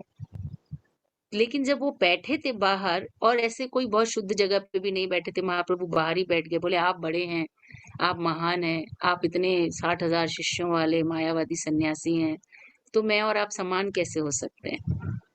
लेकिन जब प्रकाशानंद सरस्वती ने देखा तो उन्होंने देखा कि महाप्रभु के शरीर से इतना तेज निकल रहा है ब्रह्म ज्योति के जैसा। अब ये ब्रह्म ज्योति वाले हैं, ये ब्रह्म ज्योति को ही सब कुछ मानते हैं, और वो ब्रह्म ज्योति महाप्रभु के शरीर से निकलती हुई दिख रही है। वो समझ गए कि ये तो कोई साधारण व्यक्ति नहीं है। कन्वर्ट हो गए, 60,000 शिष्यों के साथ महाप्रभु को उन्होंने ज्वाइन किया। तो ऐसे महान भक्त दूसरों को कन्वर्ट करने की शक्ति रखते हैं। हम बहुत छोटे छोटे लोग हैं प्रभु जी, हमें बहुत सावधान होना चाहिए, क्योंकि हम तो अभी एक दिन टांग टूट गई, बैठे हैं, किसी ने आके बोला कि तुम क्या भक्ति कर रही हो, तुम्हारे जीवन में कष्ट ही कष्ट आ रहा है, चलो मेरे साथ साईं बाबा को जाओगी, भभूति खाओगी, प्रसाद दोगी, तो देखो जीवन कितना मजेदार हो जाएगा। तो मुझे लगता है कृष्ण को ट्राई कर लिया, अब साईं बाबा को भी ट्राई करते हैं, हम ऐसे लोग हैं। तो इसलिए सावधान, या हमें व्यवसायी सावधान आत्मिक बुद्धि। हाँ यस, हमें सावधान रहना चाहिए। Yes, thank you. तो आज हमने इसका एक जो ब्रेक डाउन है इस चैप्टर का, उसको आज हमने पूरा किया है। कोई सवाल, कोई कंफ्यूजन हो तो कहाँ जा रही है? अच्छा, नहीं, कोई कंफ्यूजन है तो हम पूछ सकते हैं। अरे और कल मायावाद शायद मायावादियों का जो सेंस है, मतलब उनकी जो इंद्रियां हैं, वो क्या कंट्रोल में होती है? कृष्ण कॉन्सेप्ट के सवाल प्रभुपाद कहते हैं कि किसी की इंद्रियां या इंद्रियों के विषय कंट्रोल नहीं हो सकते। देखिए, इसमें लिखा भी है प्रभुपाद ने कि वो क्यों समाज सेवा के लिए नीचे आते हैं। कुछ नाम, पूजा, लाभ, प्रतिष्ठा की इच्छा है तभी आते हैं। एक प्रभुपाद बड़ी अच्छी मजेदार कहानी सुनाया करते थे कि एक बहुत ही बड़ा सन्यासी था, साल में एक बार नीचे उतर के आता था, पहाड़ पे अंदर गुफा में पूरा साल तपस्या करता था। प्रभुपाद बड़ा मजाक में सुनाते थे, पूरा साल गुफा में सन्यासी था, पूरा साल तपस्या करता था। साल में एक दिन, समझिए पूर्णिमा के दिन, माघ की पूर्णिमा के दिन, मुझे याद नहीं है कौन सा, मैं एक एग्जाम्पल ले रही हूँ। माघ की पूर्णिमा के दिन नीचे उतरता था, और पूरा जो आसपास के छोटे छोटे गांव थे, उनको जब पता चलता था कि इस दिन वो आते, तो नीचे बाकायदा एक मेला लगता था, उनके लिए एक पंडाल बनाया जाता था, सब लोग आके बैठते थे, उनसे कथा सुनते, और क्योंकि योग शक्ति उनकी 1 साल की जमा होती थी, जिसके सर पे हाथ रखे वो ठीक हो जाए, बड़ा उनको शक्ति भी थी, क्योंकि वो तपस्या करते थे पूरा साल, बड़ा प्रसन्न होते थे, वैरागी दिखते थे, और पूरा साल लोग उनके आने का इंतजार करते थे। नीचे मेला लगाते थे कि बाबा आज नीचे उतरेंगे, तो लोग आएंगे, भंडारे चल रहे हैं नीचे एक दिन के लिए।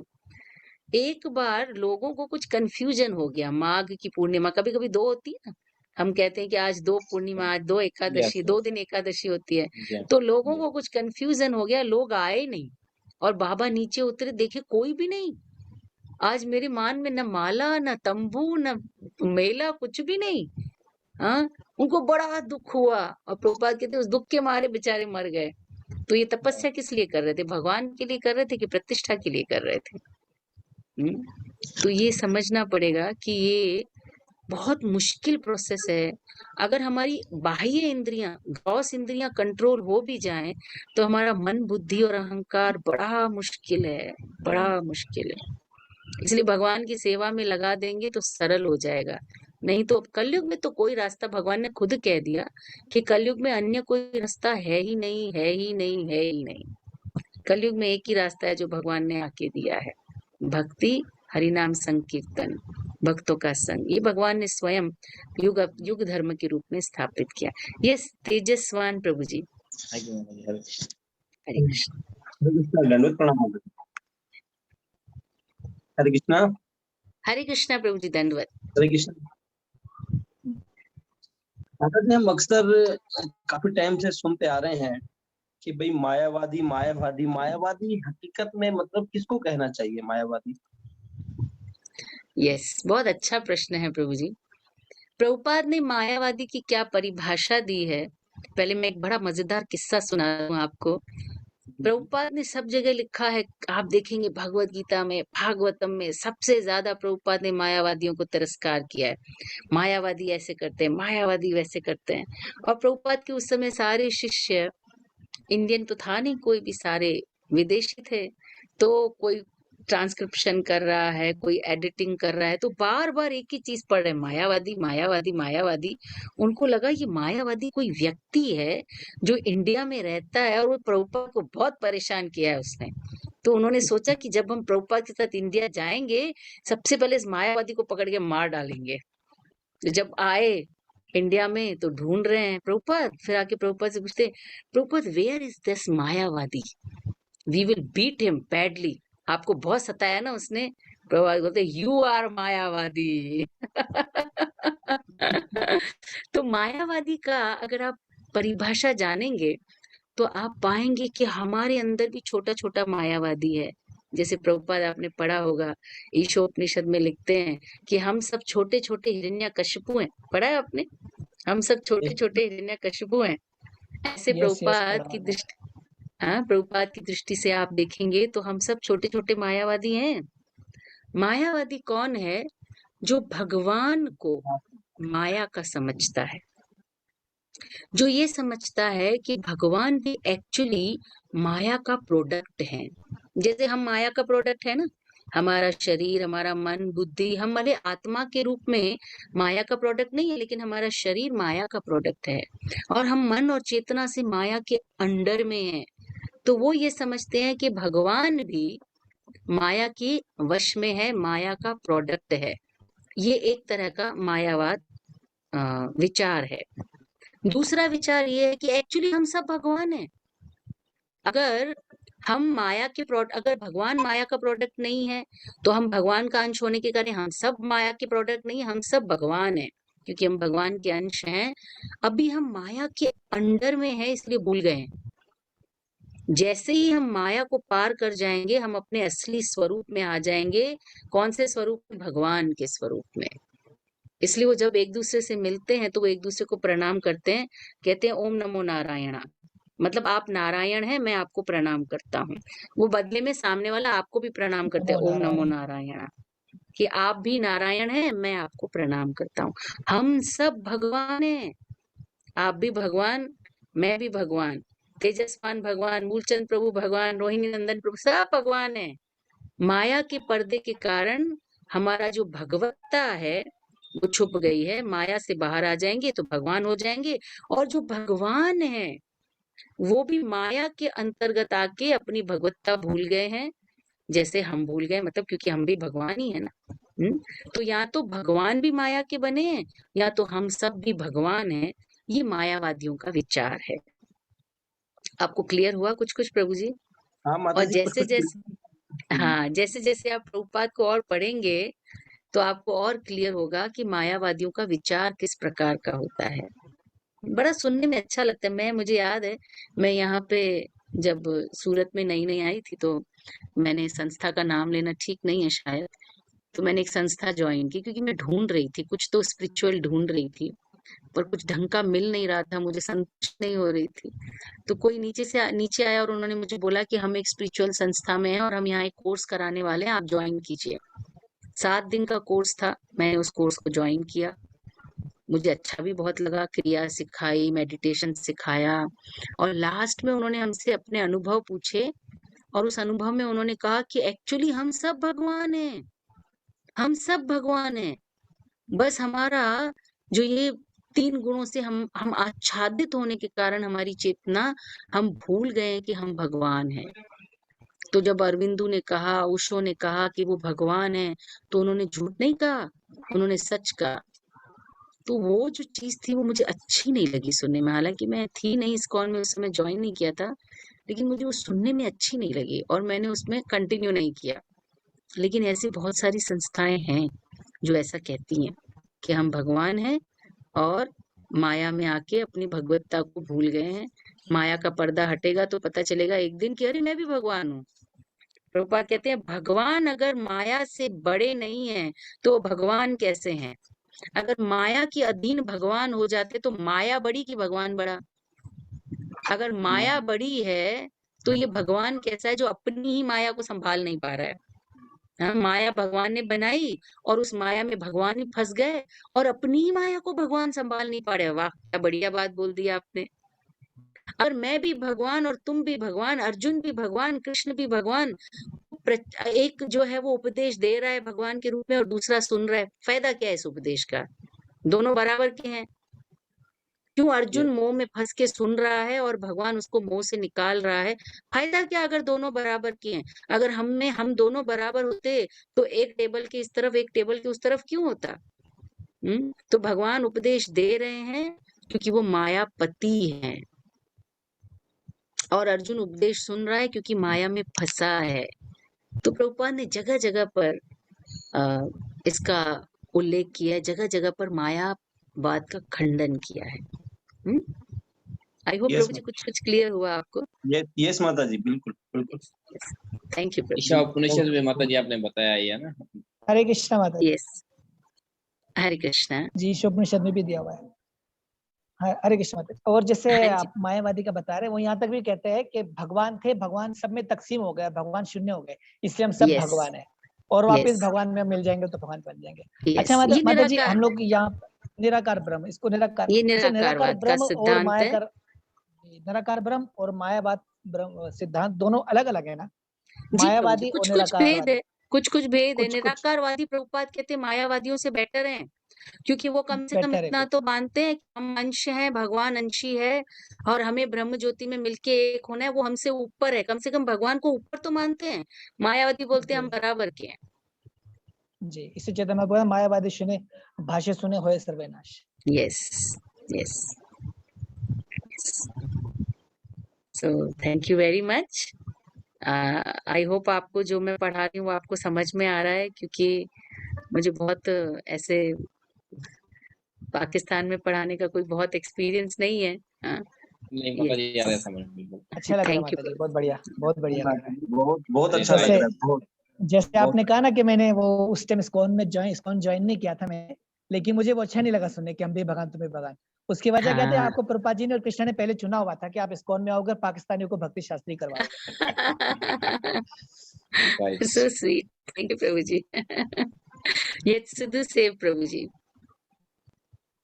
हरे कृष्णा माता जी, दंडवत प्रणाम। हरे कृष्णा प्रभु, दंडवत प्रणाम। माता जी, जैसे आपने बताया अभी ये सारा, और हम लोग अक्सर देखते हैं बहुत सारे लोग इस पे सवाल करते हैं कि हम सब भक्त आपस में एक दूसरे को प्रभु कहकर पुकारते हैं। तो उन लोग सब लोगों का ये सवाल होता है कि प्रभु तो भगवान को कहा जाता है, फिर आप एक दूसरे को प्रभु क्यों कहते हैं?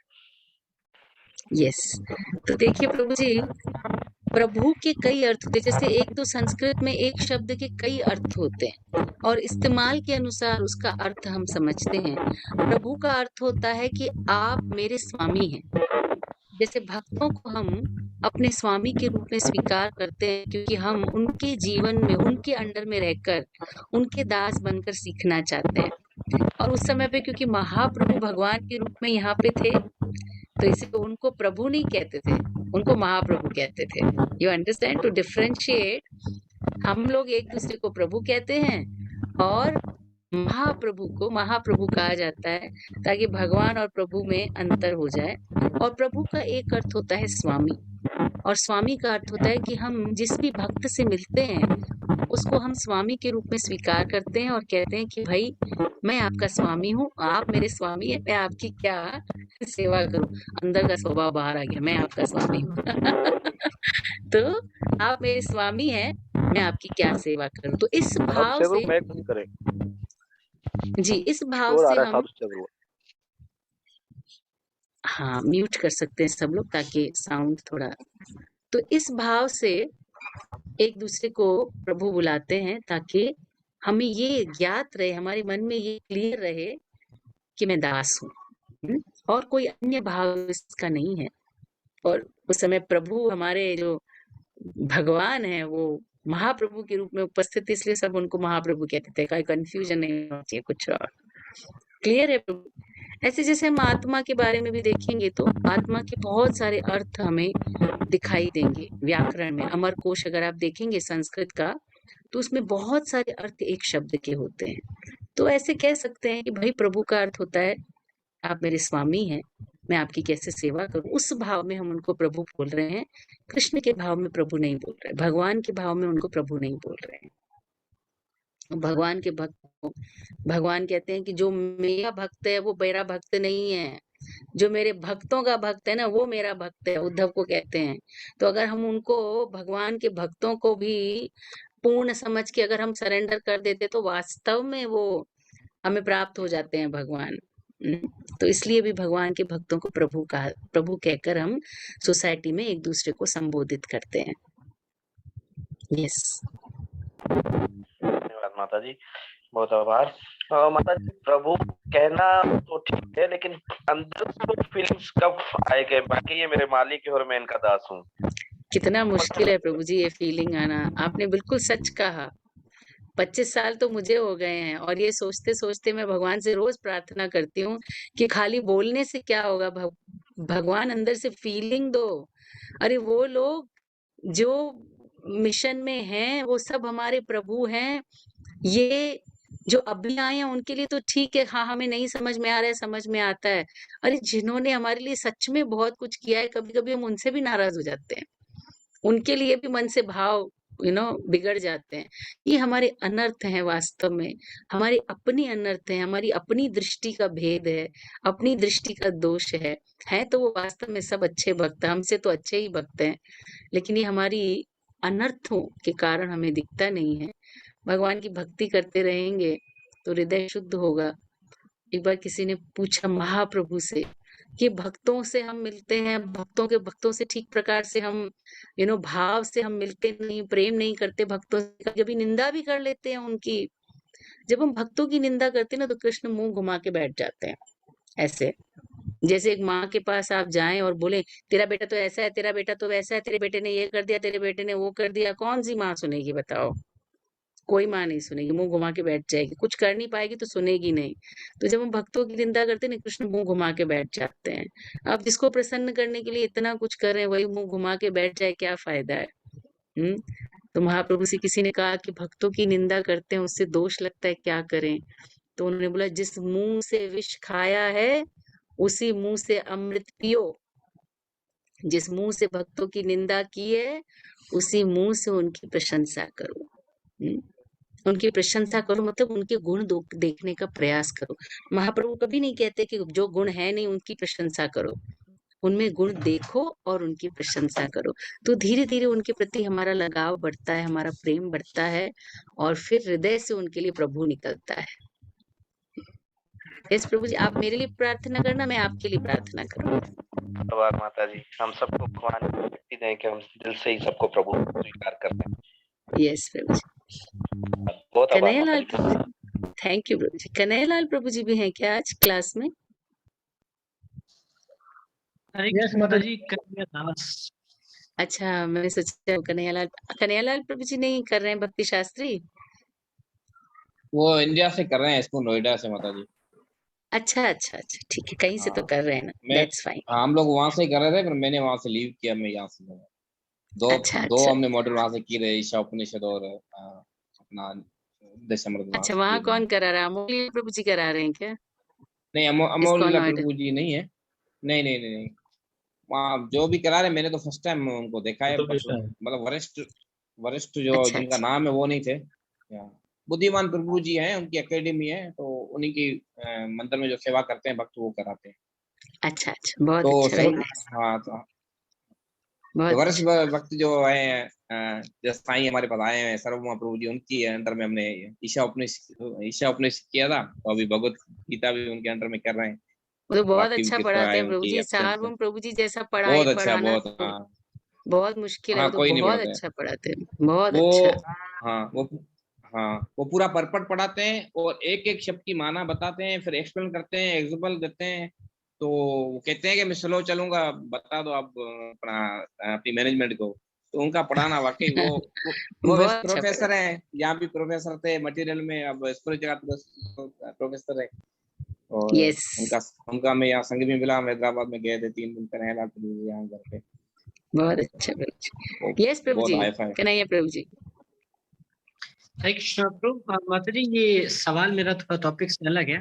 जैसे आपने अभी छोड़ा था उसमें हमने जैसे आपने बताया कि कभी कभार हम निंदा कर लेते हैं, फिर हमें उनके गुण देखने चाहिए, लेकिन हमें याद ही ना हो कि हमने अनजाने में किसी सीनियर भक्त की निंदा कर ली हो बातों बातों में, तो इस चीज को फिर कैसे कवर करेंगे? क्योंकि काफी लेक्चर्स में सुना है कि जब तक वो भक्त माफ नहीं करता, उससे माफी नहीं मांगते, तब तक भगवान माफ नहीं करते हैं।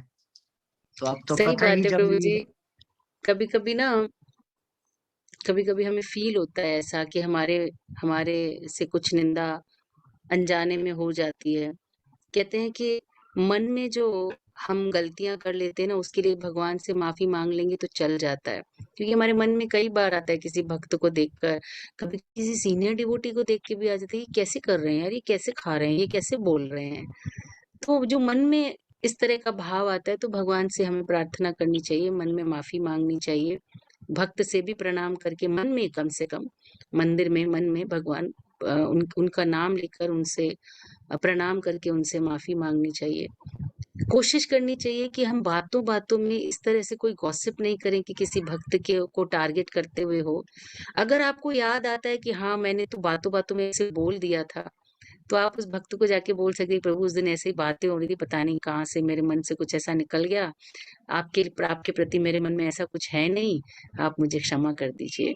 और अगर ऐसा लगता है कि बोलने से बात बिगड़ सकती है, उनको बुरा लग सकता है, तो कम से कम भगवान के मंदिर में जाके उस भक्त का नाम लेके भगवान से कह सकते हैं कि प्रभु आप परमात्मा के रूप में उनके हृदय में हैं, मेरे हृदय में भी हैं, मुझे माफ कर दीजिए, मैं उनके साथ किसी प्रकार का कोई द्वेष न रखूं, इस तरह से आप मुझे आशीर्वाद दीजिए। तो कम से कम भगवान के मंदिर में जाके माफी मांगनी चाहिए, भगवान को प्रे करना चाहिए कि हमें इन सब प्रवृत्तियों से ऊपर उठाएं। अब नहीं उठेंगे तो कब उठेंगे? ये जीवन तो खत्म होने आ गया। तो इसलिए कोशिश करनी चाहिए। अगर जाके सीधा सीधा माफी मांग सकने की हिम्मत है, तो इससे अच्छा कुछ भी नहीं। हो सकता है भक्त थोड़ी देर के लिए नाराज हो गए, तूने क्या बोला मेरे लिए, लेकिन भक्त बड़े कृपालु होते हैं, भगवान से प्रार्थना करके जाएंगे तो भगवान उसके हृदय में परमात्मा के रूप में है, वो ऐसा आयोजन कर लेंगे कि आपका रिश्ता और गहरा और मजबूत हो जाएगा।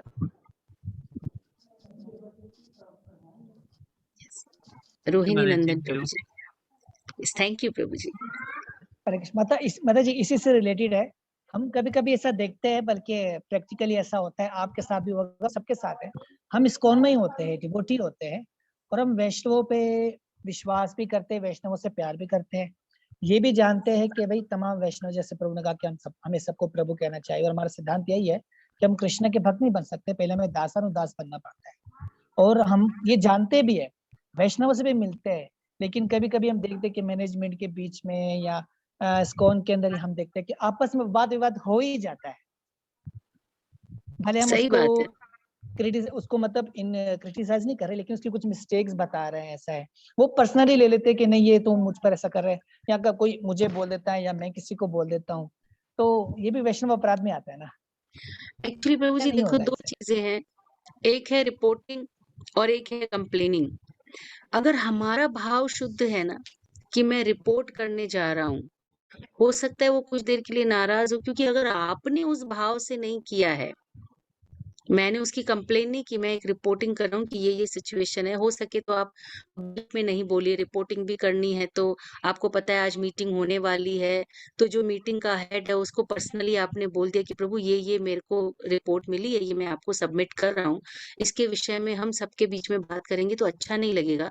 तो वो कह सकता है हेड कि भाई हमारे पास ऐसी रिपोर्ट आई है।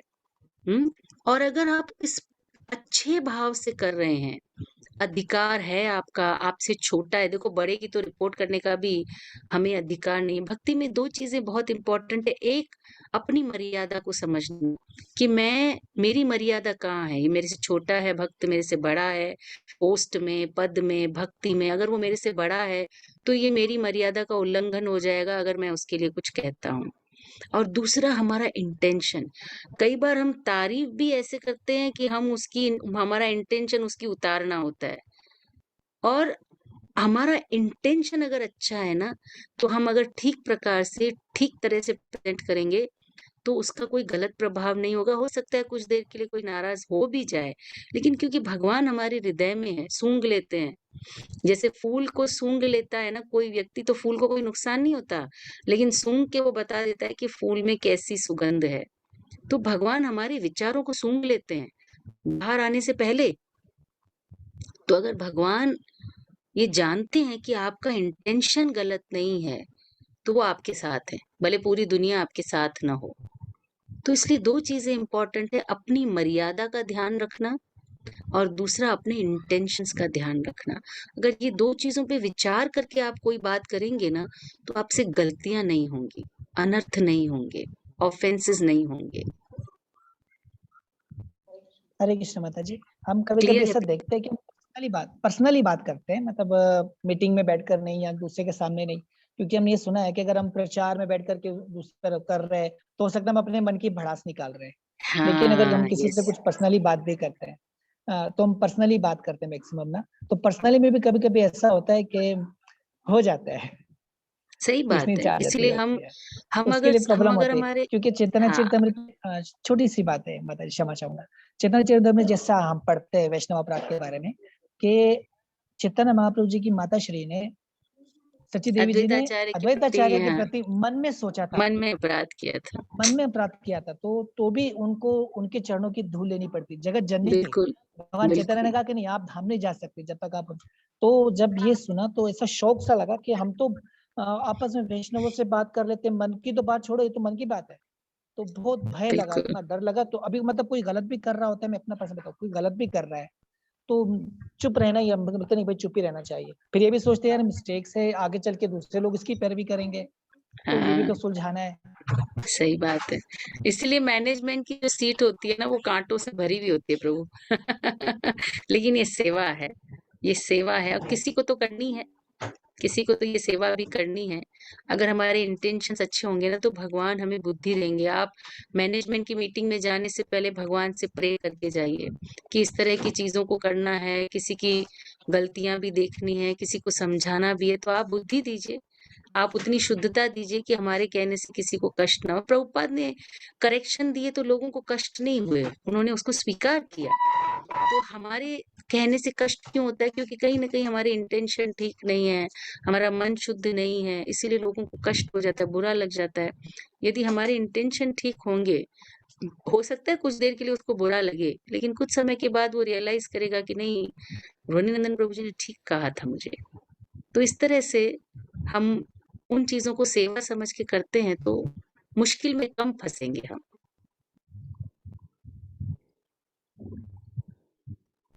Yes, Lakhan Prabhu ji. Yes, thank you माता जी, thank you. Thank you Prabhu ji. माता जी हरे कृष्ण। धन्यवाद, प्रणाम, प्रणाम।